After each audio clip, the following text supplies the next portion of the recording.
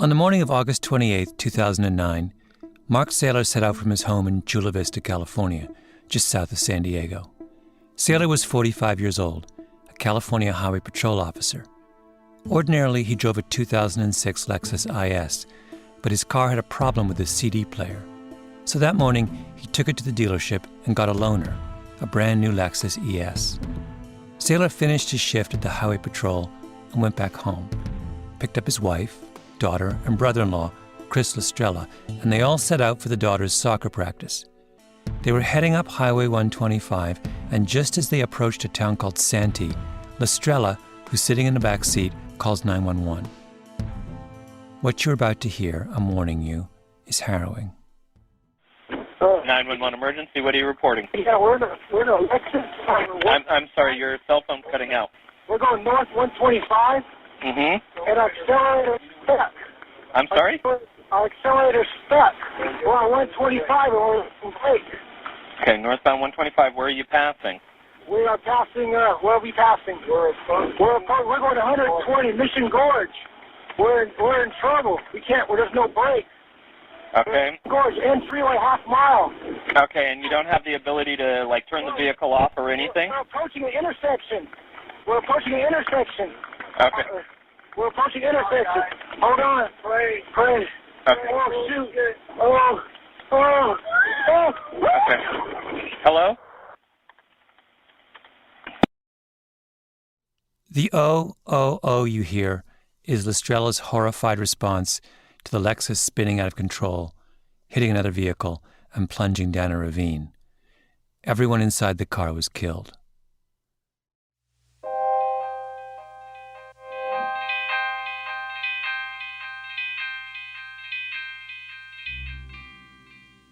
The Saylor crash is a heartbreaking story. I hesitated before playing it.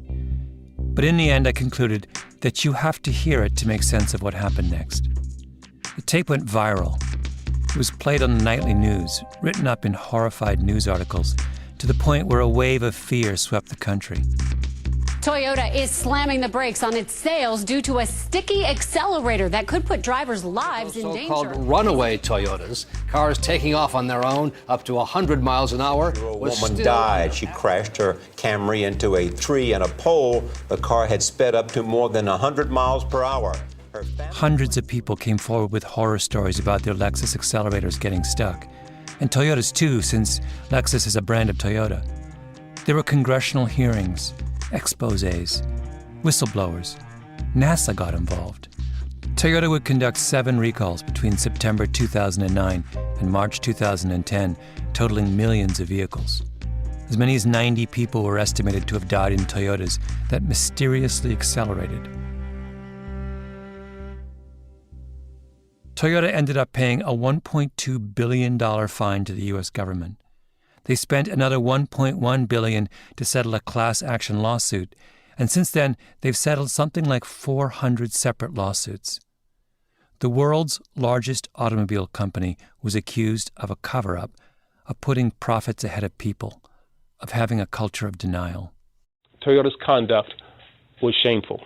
It showed a blatant disregard for systems and laws designed to look after the safety of consumers. That's Eric Holder in March 2014. He was the Attorney General of the United States at the time. It's a pretty remarkable day when the chief law enforcement officer of the land calls out one of the largest companies in the world. My name is Malcolm Gladwell. You're listening to Revisionist History, where every week we go back and examine something forgotten or misunderstood.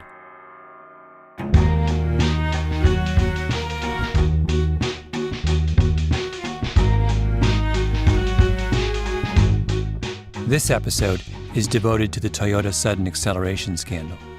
Chances are you heard at least some part of that 911 tape before. Maybe you had a Toyota at the time and had a sudden pang of worry. What I want to do is go back to 2009 and convince you that something went very wrong in the way the controversy played out. Very wrong.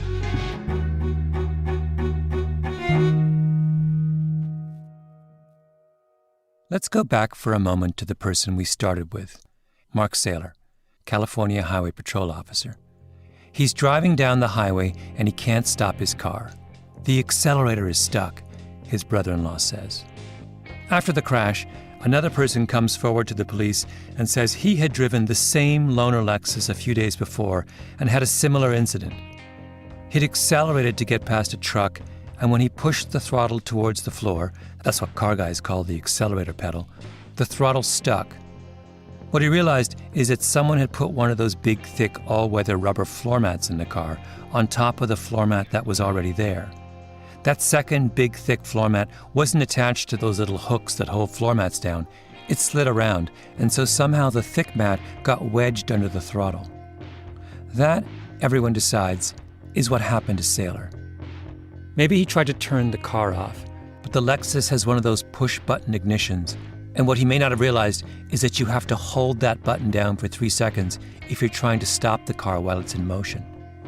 Maybe he tried to put the car in neutral, but it's not always obvious how to do that, particularly if you're panicking. They crash. The 911 call goes viral, and Toyota launches a massive recall of floor mats across its model line. Problem solved, right?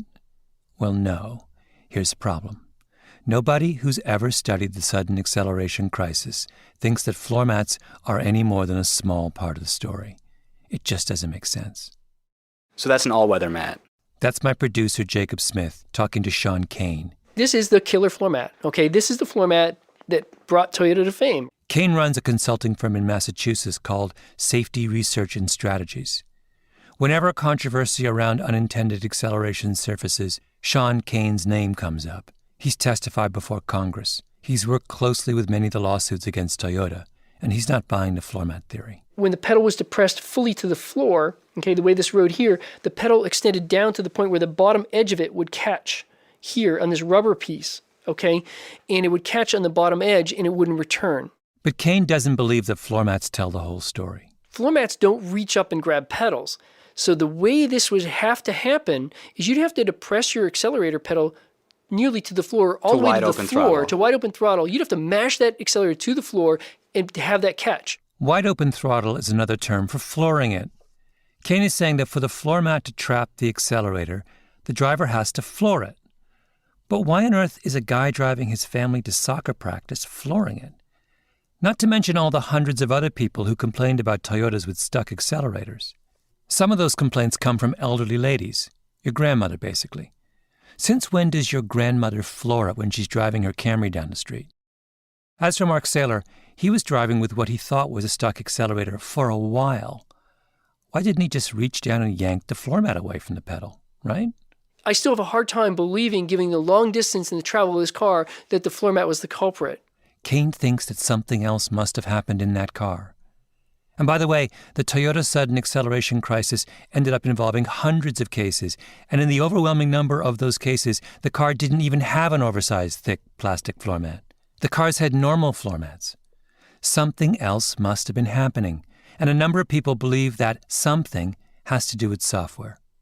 That there is and was something wrong with the software that governs the throttle in Toyotas. In today's cars now, we're looking at code that can be up to 100 million lines of code. The F-35 Joint Strike Fighter is running about 7 million lines of code.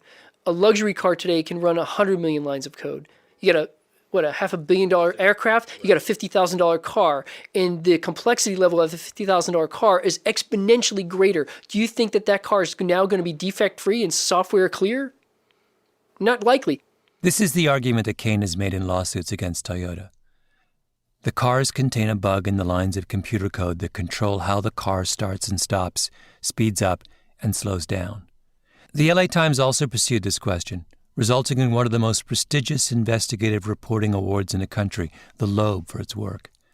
If the LA Times and Sean Kane are right, then that's terrifying, because what it means is that what happened to Mark Saylor could happen to you.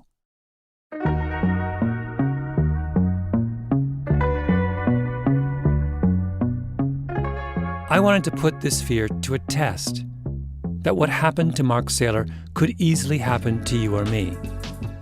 It's a terrible story, after all, but how much should we be afraid that our cars might do the same thing? To test this out, my producer Jacob and I got ourselves a 2003 Camry. 225,000 miles on it, the best-selling Toyota. In fact, the best-selling car in America for 11 of the last 12 years. A lot of the unintended acceleration cases happened in Camrys. After getting the car, we called up Car and Driver, the premier automotive magazine in the United States.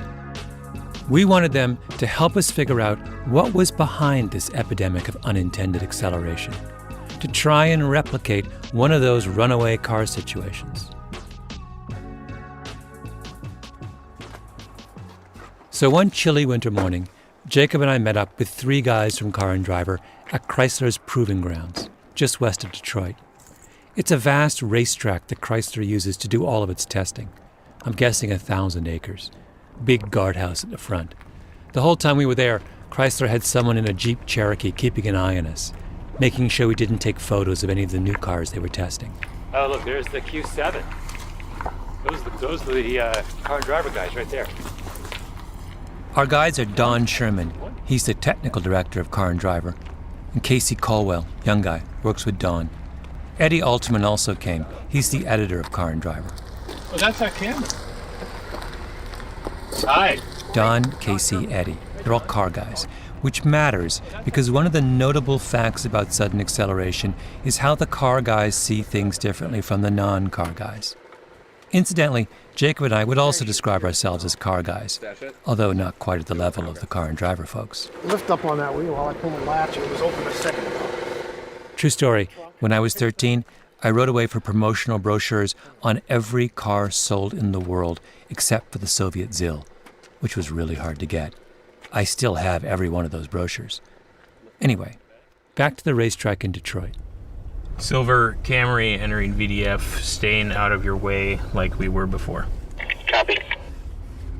The plan is to take the Camry up to some serious speeds.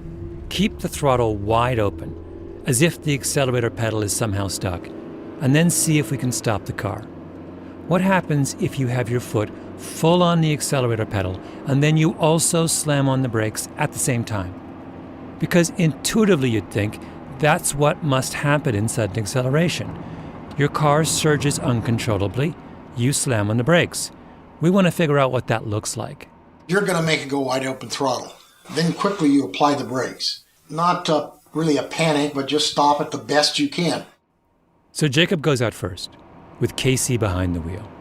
He accelerates. So bringing it back up, 61, 62, 63, 65, 67, 68, 69, 70, and we're about to do it. All right, we're going to put the throttle down. So the gas pedal is floored.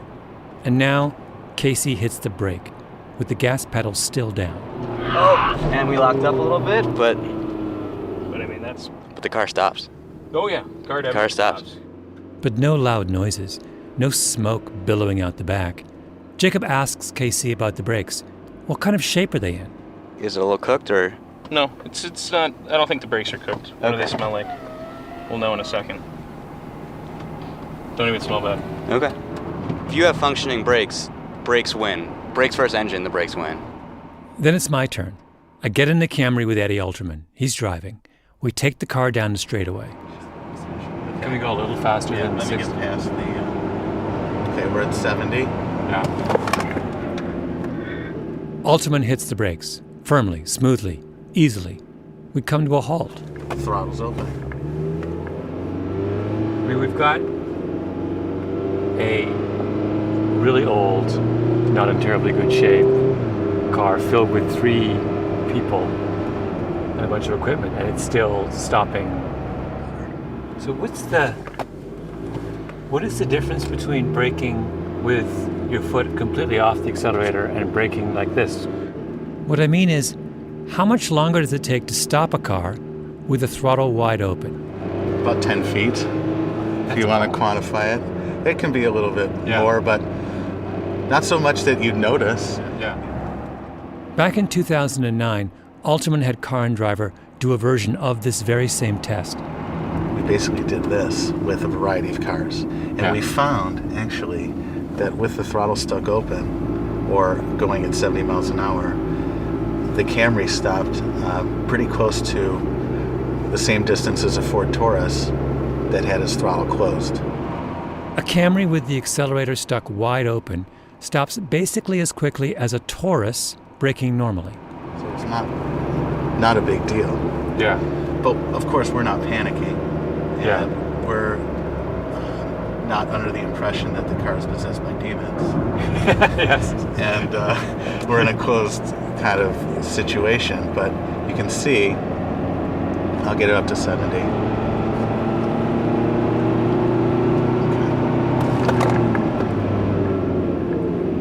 Not a big deal. Yeah. It's the most undramatic. You want to try it? I would love to try Okay. it. Yeah. We were out on the testing ground for 2 hours. We tried every trick in the book. The car stopped. We loaded up the Camry with 3 adults and a ton of equipment. It stopped. We turned off the engine while the car was in motion. It stopped. Once we took the Camry up to 100 miles an hour. What are we at? 90? We're getting there. It took forever, but it stopped. Afterwards, Don Sherman and I talked about the strangely normal experience of bringing a Camry to a full stop with the accelerator to the floor. The brakes are powerful. You got 4 wheels working, and it's fairly easy for them. Think of the poor engine that has to convert gasoline to power and move all that. Braking is relatively easy to do it much more powerfully. Yeah. That's what people don't acknowledge, that all the capability built into their car.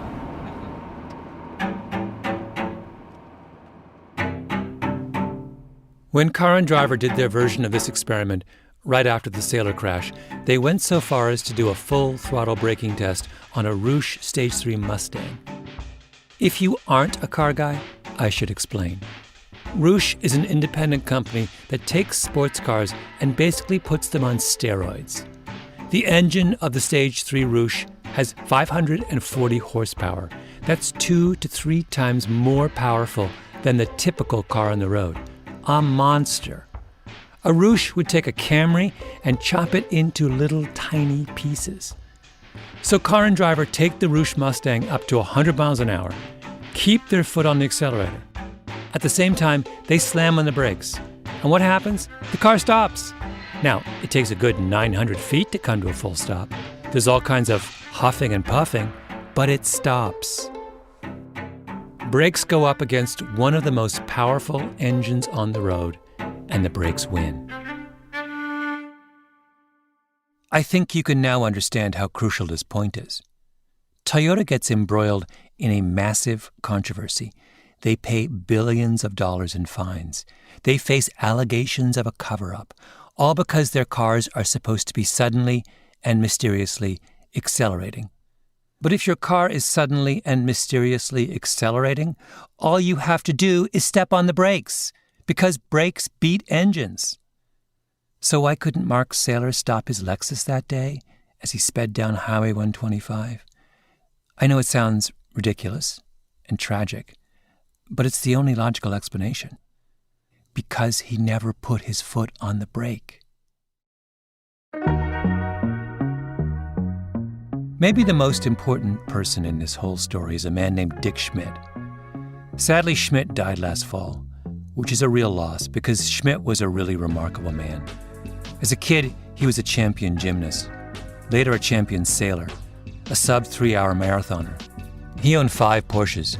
He raced cars, a car guy. He was also a professor at UCLA who becomes an important figure in what's called human performance research.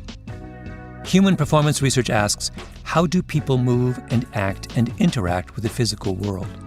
Schmidt starts the Journal of Motor Behavior, and along the way, he becomes maybe the world's leading expert on the way your feet behave when you drive a car. I talked to Schmidt about a year before he died. He was in a wheelchair by that point. He had a neurological disease, and you'll hear a little bit of his illness in his speech. I'm going to have to repeat what he says because it's really important, and I want to make sure you understand it. Schmidt got involved in the sudden acceleration issue years ago when he got a call from an attorney in Washington, D.C. It was a case involving a taxi driver who picked up some people outside a hotel. Next thing he knows, he's running full throttle down the parkway, down the driveway. What Schmidt's saying is, next thing you know, he's running full throttle down the street. and he makes a left turn and realizes, oh God, I'm coming to a big traffic circle, and he ends up putting the car into a wall. He puts the car into a wall. That was 1994, years before the Toyota scandal. But it's exactly the same scenario. A car takes off mysteriously. The driver can't stop it. Was there ever a moment when you suspected there might be a mechanical cause to these incidents? No. No. What I'm asking is, if Schmidt ever suspected that the problem might be with the car, a malfunction, a faulty bit of software, an engineering failure, and Schmidt, one of the world's leading experts in human factors, is saying that never once crossed his mind. Why? Because everything about sudden acceleration looked like a problem with the driver, not the car.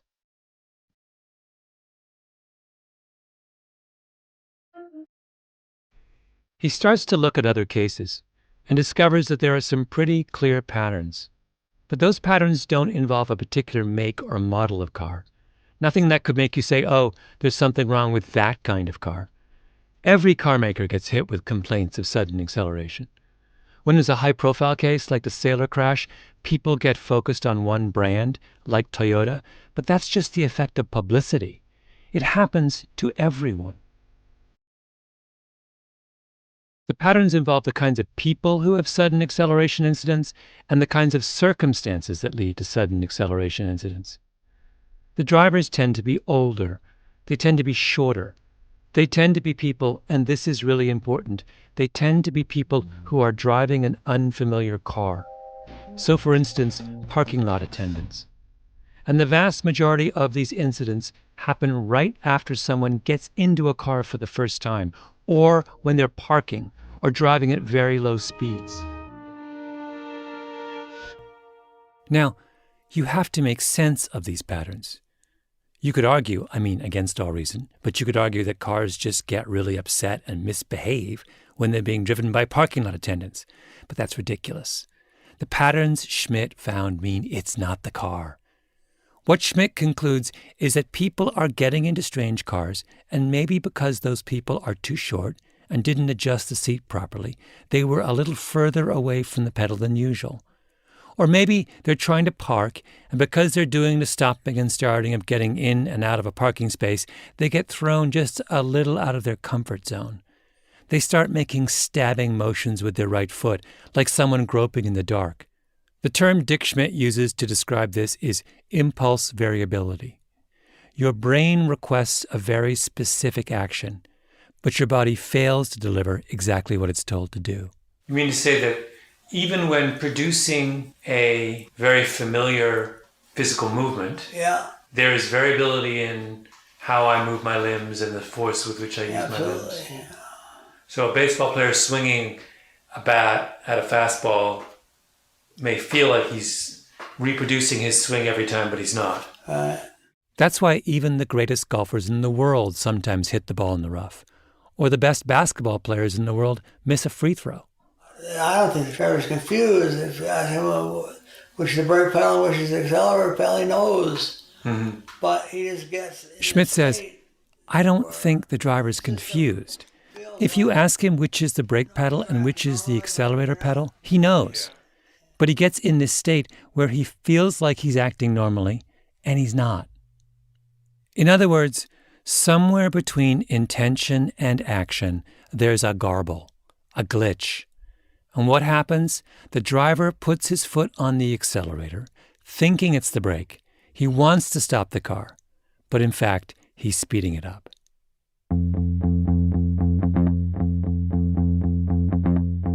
So, back to floor mats. Why do they sometimes get implicated in sudden acceleration? Because they throw off the expected geometry of the car. A big, thick winter mat stacked on top of an existing mat raises the floor of the footwell, makes the accelerator and brake seem much closer to your right foot. And if you're in a strange car, that just increases the odds of impulse variability. It's one of those little things that leads to a garble between intention and action.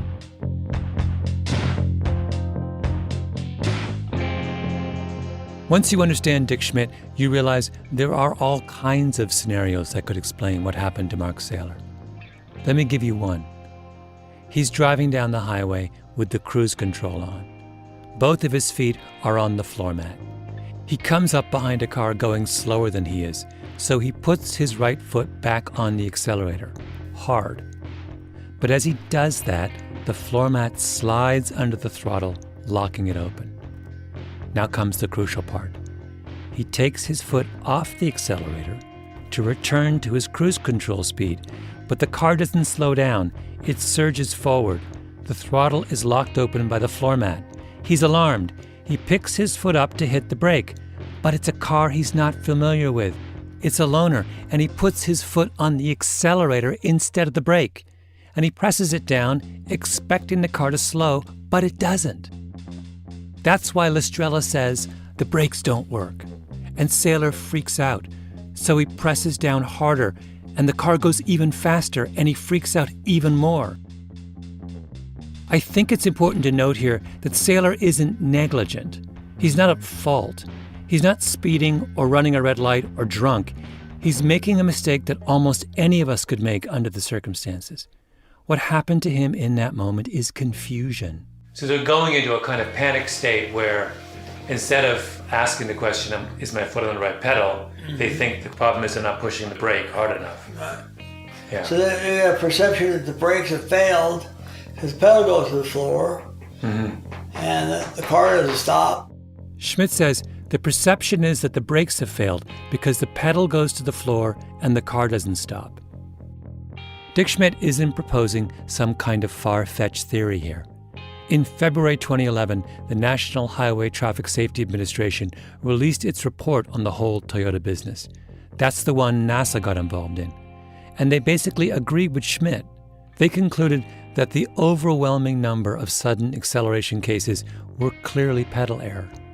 The agency knows this because every car has a black box that records when the brake and when the accelerator are used. Time and again in these cases, the black boxes showed that the brakes hadn't even been touched.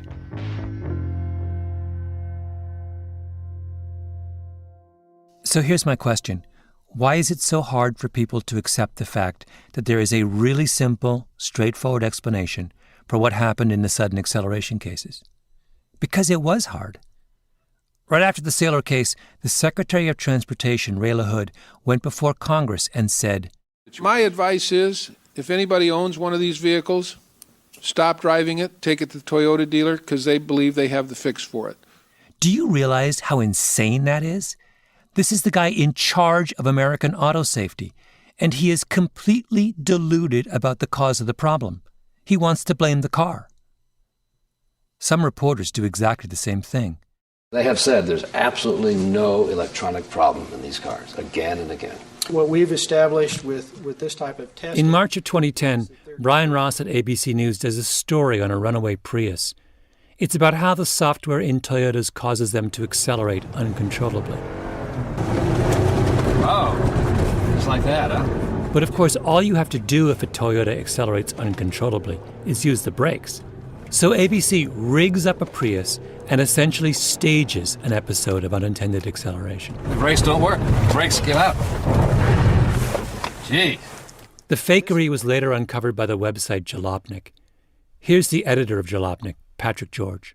They got a university professor to cut 3 wires within the electronic throttle control system, then connected 2 of the wires to each other in a specific pattern and with a specific resistor to create a link between 2 final wires with a switch in between so that he could control it. In other words, this car was rigged. It was rigged in a way that you would never produce these results in real life.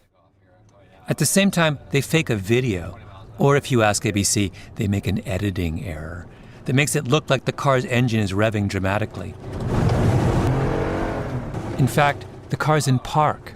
In the video, you can actually see that the brake light is on the whole time. They go to all of this trouble of splicing wires and revving engines, all that because they're trying to avoid the simplest and most plausible explanation, which is people are hitting the wrong pedal. Crazy. It gets worse. At the height of the Toyota controversy, Consumer Reports releases a video telling drivers what to do in the case of unintended acceleration. So this is one of the most trusted and reputable brands in the United States. Millions of people look to Consumer Reports for objective advice. Here's what their head of automotive testing, Jake Fisher, has to say. A car accelerating out of control is a very serious and scary situation for anyone. A gas pedal could get stuck because of a malfunction, because of a broken throttle return spring, or even a jammed floor mat. Fortunately, if you remain calm and follow a few steps, you can easily avoid tragedy. Wait, stop right there. He lists a series of reasons why a car might accelerate out of control, and he neglects to mention the number one cause, which is that a driver has his foot on the wrong pedal. Okay, on to the next problem. Here at our track, we're going to demonstrate to you what you should do, and more importantly, what you shouldn't do if you're ever in this unfortunate situation.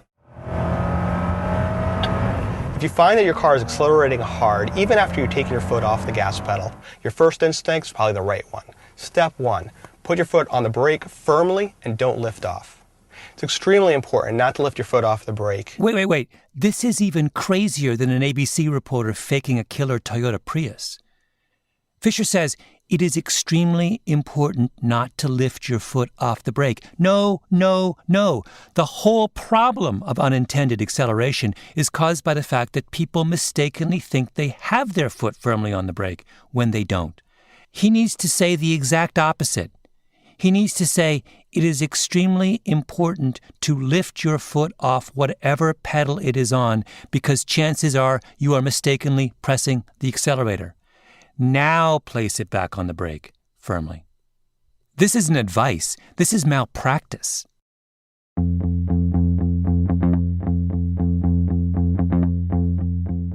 In the spring of 2010, the people who run the auto website Edmunds.com got really frustrated with how nutty the discussion of sudden acceleration had become. So they announced a contest. If anyone could prove that the car was the culprit in sudden acceleration, that is, an explanation different from someone hitting the wrong pedal or a floor mat trapping a throttle, Edmunds would pay them $1 million. $1 million. They put together a panel of experts, engineering professors, car industry veterans. And who came forward to win? I asked Dan Edmunds, who heads up the site's vehicle testing.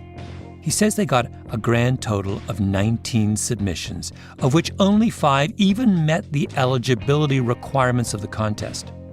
And of those 5, 1 talks about pedal error, 1 talks about floor mats again, and the rest, he says, are just nonsense. So they can't award the prize. The $1 million is still sitting there.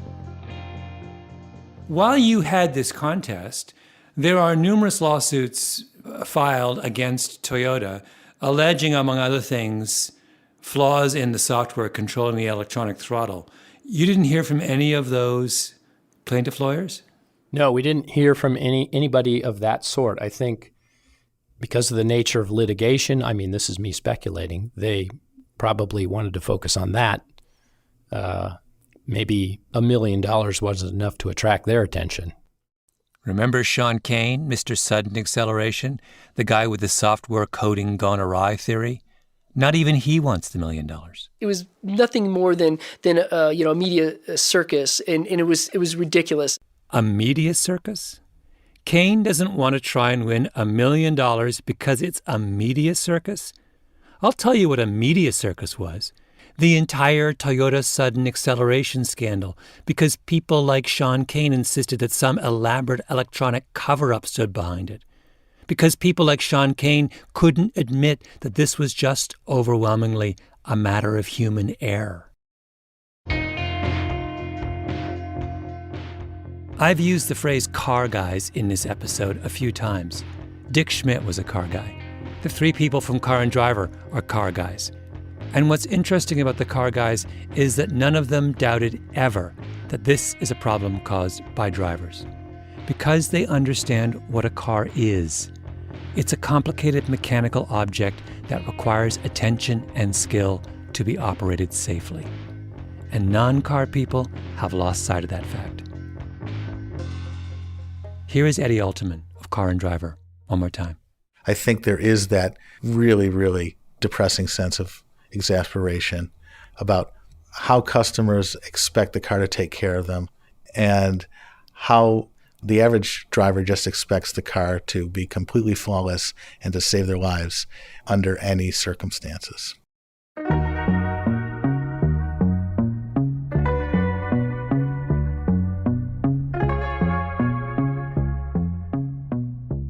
What the car guys want the rest of us to acknowledge is that driving is a complicated and dangerous act. It is not just the negligent or the reckless who make fatal mistakes. Ordinary people do, under seemingly ordinary circumstances. Mark Saylor did nothing wrong. Nothing. What happened to him could have happened to any of us, and will happen again, unless we can finally have an honest conversation about what a car is and what it isn't, and what the responsibility of a driver is when things go awry. Cars do not have minds of their own. A car just does what the driver tells it to do. All right, so here we are. We're in our, what is this? What is this, 2003 Camry? Is it 2003 or 2004? For 222,000 miles on it. Okay, I'm up to 55 miles an hour. Get ready.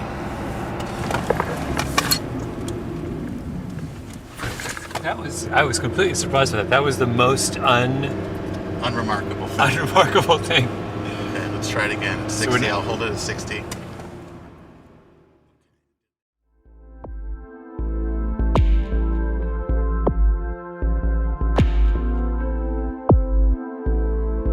You've been listening to Revisionist History. If you liked what you've heard, please do us a favor and rate us on iTunes. You can get more information about this and other episodes at revisionisthistory.com or on your favorite podcast app. Our show is produced by Mia Lobel, Roxanne Scott, and Jacob Smith. Our editor is Julia Barton. Music is composed by Luis Guerra and Taka Yasuzawa. Flawn Williams is our engineer. Our fact-checker is Michelle Soraka. Special thanks to Eddie Alterman, Don Sherman, and Casey Caldwell at Car and Driver for helping us to find and buy a 2003 Camry and taking a day off to host us. Also thanks to audio producer Zach Rosen for braving the brake tests. The Panoply management team is Laura Mayer, Andy Bowers, and Jacob Weisberg. I'm Malcolm Gladwell.